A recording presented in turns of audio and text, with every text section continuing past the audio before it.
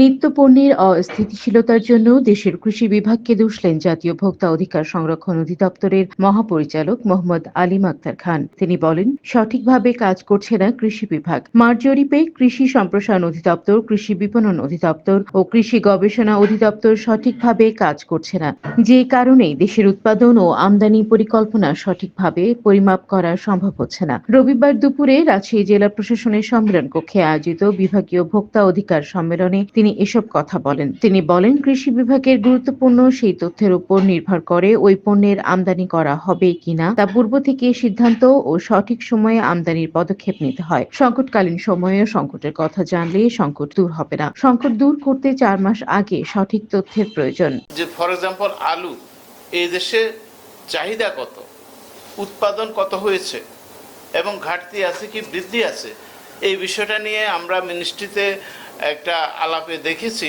যে কৃষি বিভাগ তিন ধরনের আপনার রিপোর্ট দিয়েছে। কৃষি সম্প্রসারণ অধিদপ্তর যে রিপোর্ট দিয়েছে সেটার সাথে কৃষি বিপণন অধিদপ্তরের তথ্যের মিল নেই। এই দুইটা অধিদপ্তরের সাথে কৃষি গবেষণা কাউন্সিলের তথ্যের মিল নেই এবং এটা দিয়েছেন ঢাকার এসবি অফিস। হ্যাঁ, তো এইটা যদি হয় আমরা বিপদে আছি। আমরা এখানে জানি না, ডিসি সাহেবকে বলবো যে আপনি কৃষি দপ্তরকে অন্তত আপনার জেলায় বলেন যে I want to have a single report on demand and supply, এবং সেটার উপরে আমরা রাজশাহী বিশ্বাস করব, বাকি কোথাও আমি জানি না। এটা একটু কষ্ট করে করতে হবে।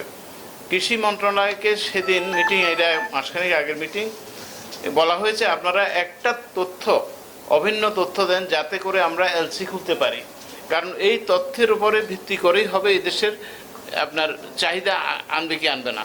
এবং বিদেশ থেকে আনতে অ্যাভারেজে আমাদের ইউরোপ বা আমেরিকা থেকে কমপক্ষে 2 মাস থেকে 3 মাস সময় লাগে। তাহলে আমাদেরকে 4-5 মাস আগে যদি আমরা জানতে না পারি, ক্রাইসিস মোমেন্টে জানলে ক্রাইসিস দূর হবে না। আমরা কিন্তু বর্তমানে সেই অবস্থার মধ্যে পড়েছি। আমরা পজিটিভলি বলি, এখন তো ধানের সিজন।